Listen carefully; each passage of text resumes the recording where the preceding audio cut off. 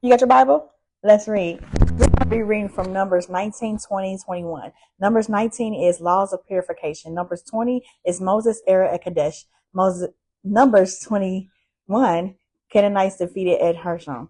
I'm going to be reading from the King James Version. Come join me. I'm reading Numbers chapter 19, starting in verse 1. And the Lord spake unto Moses and unto Aaron, saying, This is the ordinance of the law which the Lord hath commanded, saying, Speak unto the children of Israel, that they bring thee a red heifer without spot, wherein is no blemish, and upon which never came yoke. And ye shall give unto Eleazar the priest, that he may bring forth without the camp, and one shall slay her before his face. And Eleazar the priest shall take of her blood with his fingers, and sprinkle of her blood directly before the tabernacle of the congregation 7 times. And one shall burn the heifer in his sight, her skin and her flesh and her blood, with her dung shall be burned. And the priest shall take cedar wood and hyssop and scarlet, and cast it into the midst of the burning of the heifer. Then the priest shall wash his clothes, and he shall bathe his flesh in water. And afterward he shall come into the camp, and the priest shall be unclean until the even. And he that burneth her shall wash his clothes in water, and bathe his flesh in water, and shall be unclean until the even. And the man that is clean shall gather up the ashes of the heifer, and lay them up without the camp in a clean place, and it shall be kept for the congregation of the children of Israel for a water of separation. It is a purification for sin. This is Numbers chapter 19, verse 10. And he that gathereth the ashes of the heifer shall wash his clothes, and be unclean until the even, and it shall be unto the children of Israel, and unto the stranger that sojourneth among them, for a statute forever. He that touches the dead body of any man shall be unclean 7 days. He shall purify himself with it on the 3rd day, and on the 7th day he shall be clean. But if he purify not himself the 3rd day, then the 7th day he shall not be clean. Whosoever touches the dead body of any man that is dead, and purifieth not himself, defileth the tabernacle of the Lord, and that soul shall be cut off from Israel, because the water of separation was not sprinkled upon him, and he shall be unclean. His uncleanness is yet upon him. I'm reading Numbers chapter 19, verse 14. This is the law when a man dieth in a tent. All that come into the tent, and all that is in the tent, shall be unclean 7 days. Okay. Bear with me, my pages are thin. I'm going to be reading Numbers chapter 19, then verse 15. And every open vessel which hath no covering bound upon it is unclean. And whosoever touches one that is slain with the sword in the open fields, or a dead body, or a bone of a man, or a grave, shall be unclean 7 days. And for an unclean person, they shall take of the ashes of their burnt heifer of purification for sin, and running water shall be put thereinto in a vessel. And a clean person shall take hyssop, and dip it in the water, and sprinkle it upon the tent, and upon all the vessels, and upon the persons that were there, and upon him that touches a bone, or one slain, or one dead, or a grave. And the clean person shall sprinkle upon the unclean on the 3rd day. And on the 7th day, and on the 7th day, he shall purify himself, and wash his clothes, and bathe himself in water, and shall be clean at even. But the man that shall be unclean and shall not purify himself, that soul shall be cut off from among the congregation, because he hath defiled the sanctuary of the Lord. The water of separation hath not been sprinkled upon him, he is unclean. And it shall be a perpetual statute unto them, that he that sprinkles the water of separation shall wash his clothes, and he shall not touch the water of separation until be unclean, and of separation shall be unclean unto even. This is verse 22 of Numbers 19. And whatsoever the unclean person touches shall be unclean, and the soul that touches it shall be unclean until even. I'm reading Numbers chapter 20 now. Then came the children of Israel, even the whole congregation, into the desert of Zin. In the 1st month of the people abode in Kadesh. And Miriam died there, and was buried there. And there was no water for the congregation. And they gathered themselves together against Moses and against Aaron. And the people chided with Moses and spake, saying, would God that we had died when our brethren died before the Lord? And why have ye brought up the congregation of the Lord into his wilderness?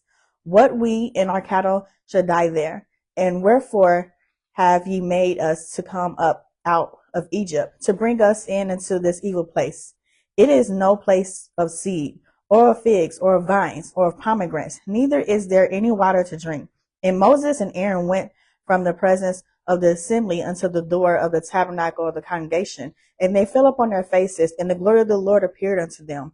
And the Lord spake unto Moses, saying, take the rod, and gather thou the assembly together, thou and Aaron thy brother, and speak ye unto the rock before their eyes. And it shall be given forth his water, and thou shalt bring forth to them water out of the rock. So thou shalt give the congregation of their beasts drink. And Moses took the rod from before the Lord, as he commanded. And Moses and Aaron gathered the congregation together before the rock. And he said unto them, hear now, ye rebels, must we fetch you water out of this rock? And Moses lifted up his hand, and with his rod he smote the rock twice.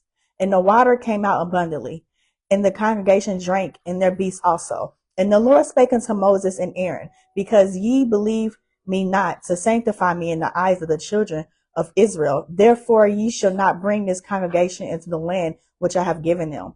This is the water of Meribah, because the children of Israel strove with the Lord, and he was sanctified in them. This is the Numbers chapter 20, verse 14. And Moses sent messengers from Kadesh unto the king of Edom.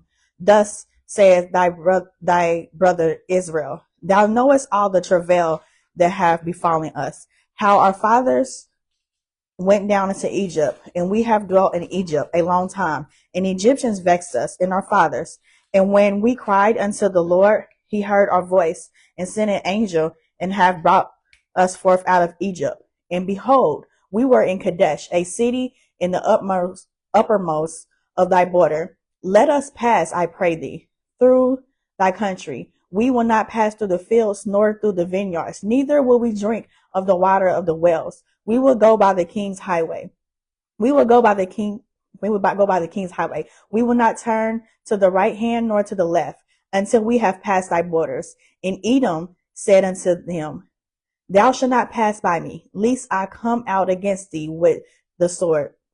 And the children of Israel said unto him, we will go by the highway, and if I and my cattle drink of thy water, then I will pay for it. I will only, without doing anything else, go through my feet. And he said, thou shalt not go through. And Edom came out against him with much people and with a strong hand. Thus Edom refused to give Israel passage through his borders. Wherefore Israel turned away from him. And the children of Israel, even the whole congregation, journeyed from Kadesh and came into Mount Hor. And the Lord spake unto Moses and Aaron at Mount Hor by the coast of the land of Edom, saying, Aaron shall be gathered unto his people, for he shall not enter into the land which I have given the children of Israel, because ye rebelled against my word at the water of Meribah. This is Numbers chapter 20, verse 25. Take Aaron and Eleazar his son, and bring them up into Mount Hor, and strip Aaron of his garments, and put them up on Eleazar his son. And Aaron shall be gathered into his people, and shall die there. And Moses did as the Lord commanded. And they went up until Mount Hor in the sight of all the congregation. And Moses stripped Aaron of his garments, and put them on Eleazar his son. And Aaron died there in the top of the mount. And Moses and Eleazar came down from the mount. And when all the congregation saw that Aaron was dead, they mourned for Aaron 30 days, even all the house of Israel. I'm going to read the last chapter, which is Numbers 21 for today. And when King Arad, the Canaanite, which dwelt in the south, heard tell that Israel came by the way of the spies, then he fought against Israel and took some of them prisoners. And Israel vowed a vow unto the Lord and said, if thou wilt indeed deliver this people into my hand, then I will utterly destroy their cities. And the Lord hearkened to the voice of Israel and delivered up the Canaanites, and they utterly destroyed them in their cities. And he called the name of that place Hormar,